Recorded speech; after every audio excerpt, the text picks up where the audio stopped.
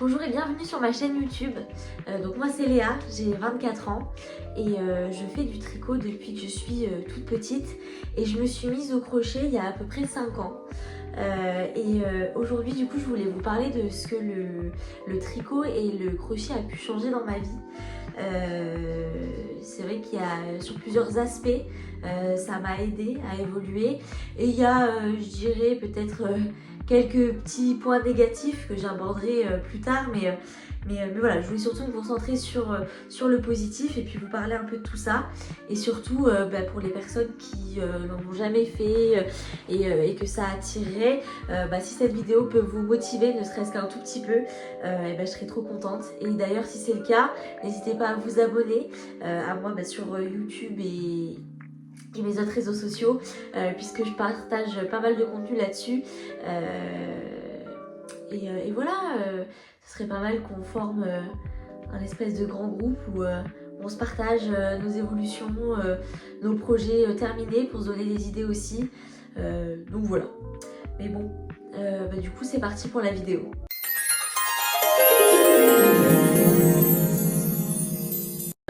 Déjà dans un premier temps pour le tricot, je trouve que ça apporte vachement de dextérité, le crochet aussi d'ailleurs, mais c'est vrai que le tricot je suis beaucoup plus à l'aise puisque j'arrive à tricoter sans regarder.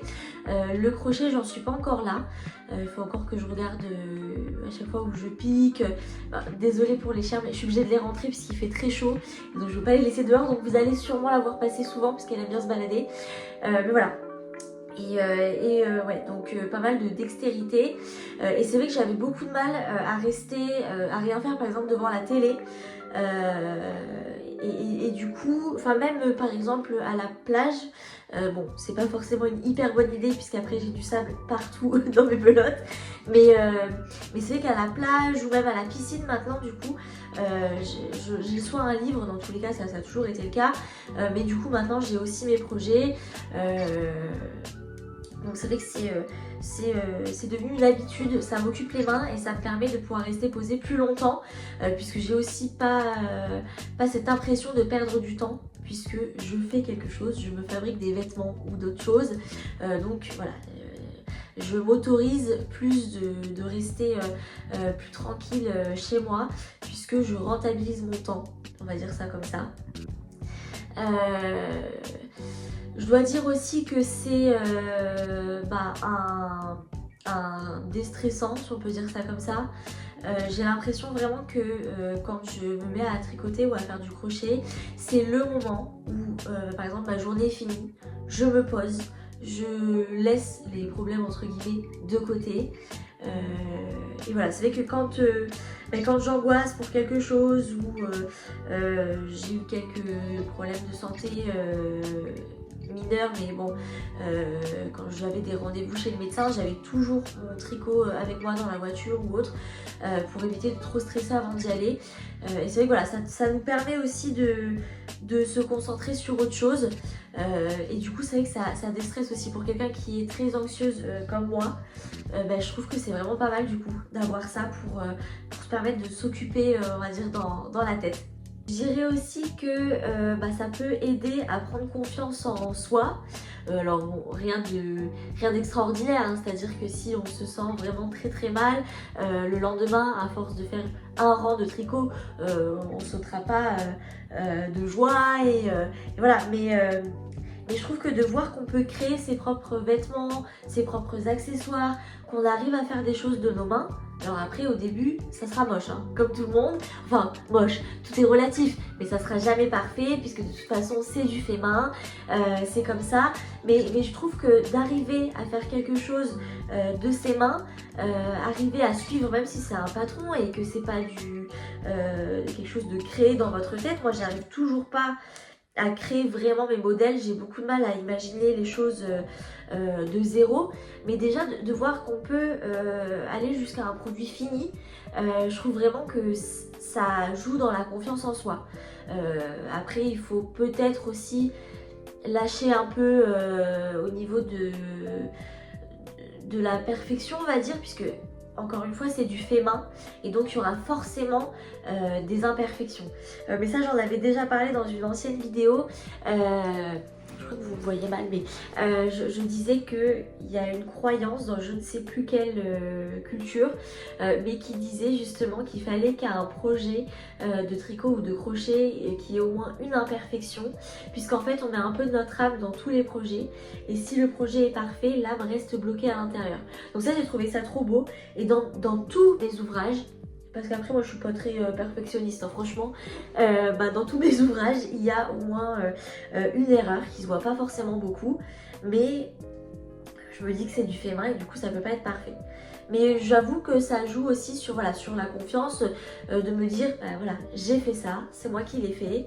Et même dans la rue, quand on me dit, enfin dans la rue, moi c'est surtout au travail ou autre, mais quand on me dit ah mais il est trop beau ton pull, ou tu l'as acheté où, c'est moi qui l'ai fait. Et ça aussi, ça fait, je trouve que ça fait plaisir. C'est vrai que voilà, c'est un des points positifs aussi. Et ouais, et puis aussi ce que j'aime bien, c'est que il y a les projets aussi que je fais marquent une période de ma vie entre guillemets, puisque par exemple un pull ça prend plusieurs semaines à faire, et du coup ça marque une certaine période de ma vie. C'est-à-dire que par exemple il y a un pull que je me suis fabriqué, que j'ai fabriqué à ma belle-sœur, et pendant que je le tricotais je ne le savais pas mais j'étais enceinte. Et je l'ai su quand j'étais en train de terminer ce pull. Donc ce pull me rappelle ça. Alors malheureusement le bébé n'a pas résisté, il n'est plus avec nous. Mais voilà, ça me rappelle que j'ai été enceinte à un moment. Et voilà, même si malheureusement il n'est plus là. Mais voilà, c'est comme si j'avais pas rêvé ce moment-là puisque le pull est là. Voilà, petite confession. Mais c'est vrai que c'est sympa d'avoir des objets qui te rappellent une période vu que tu passes du temps dessus. Du coup ça te rappelle cette certaine période, et c'est pour ça que j'ai beaucoup de mal à me séparer même de mes premiers projets crochet, puisque ça me rappelle le début où j'ai aménagé là où je suis actuellement, et c'était mes tout premiers pas au crochet en même temps. Du coup c'est voilà, il y a toujours une valeur sentimentale, bon, plus ou moins forte puisqu'il y a des moments où il se passe rien et du coup c'est pas grave, mais voilà, je trouve ça sympa de garder les projets en souvenir, on va dire. Il y a aussi, alors j'avais vu des TikTok passer de filles qui disaient que le crochet et le tricot ce sont des passe-temps qui peuvent coûter cher. En soi c'est vrai, puisque là plus ça va, plus je commence à investir dans de la laine un peu plus de qualité.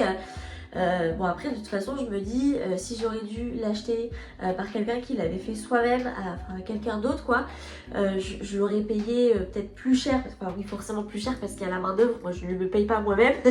mais c'est vrai que bon, au début franchement quand j'ai commencé j'achetais de la laine peu cher à Action, ça m'arrive encore, mais des fois je me fais plaisir avec de la laine un peu plus fantaisie on va dire, et j'ai beaucoup acheté, et ça je continue à le faire encore, de seconde main, c'est à dire que dans les ressourceries ou dans les vide-greniers, je trouve beaucoup de lots de laine qui n'ont jamais été touchés, parfois même vintage, pour très peu cher. Je m'étais payé un pack une fois de 20 pelotes de laine, je crois Bergère de France de vintage, puisque l'étiquette n'existait même plus, et je l'avais payé je crois 2 €. Et du coup ça m'a servi à faire je crois 2 pulls, enfin voilà, c'était vraiment dérisoire. Et un autre point positif du coup, c'est qu'aussi du coup je me fais des décorations pour ma maison moi-même. Je me suis fait vachement de panières de rangement, par exemple pour dans ma salle de bain, et donc j'ai l'impression, après c'est bien sûr c'est dans ma tête, mais du coup j'ai l'impression que c'est gratuit, comme j'ai pas acheté la panière directement, c'est moi qui l'ai faite avec de la laine que j'avais déjà, je n'ai pas eu besoin de débourser de l'argent et donc c'est gratuit. Donc voilà, j'ai aussi un peu décoré, mais pour l'anniversaire de ma grand-mère, il y a une autre vidéo, j'avais fait du coup des guirlandes aussi, des fruits géants, voilà. Et c'est vrai que du coup ça peut décorer avec des choses qu'on n'a pas peut-être dans le commerce. Après je vois qu'en ce moment le crochet se fait de plus en plus dans le commerce.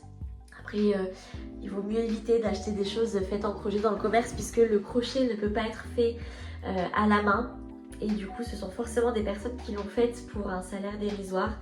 Voilà, mais après ça peut aussi être du tricot qui imite, fait avec des machines qui imitent le crochet, donc Donc voilà, mais c'est vrai que ça peut être pas mal aussi de faire ses propres accessoires pour ajouter surtout sa propre touche à, à une maison ou à un endroit. J'ai fait aussi des tours de volant pour ma voiture. D'ailleurs j'en ai fait 2 TikTok, il me semble, oui c'est ça. Et voilà, du coup dès que j'ai une nouvelle voiture, j'essaye un peu de la personnaliser pour me sentir bien dedans.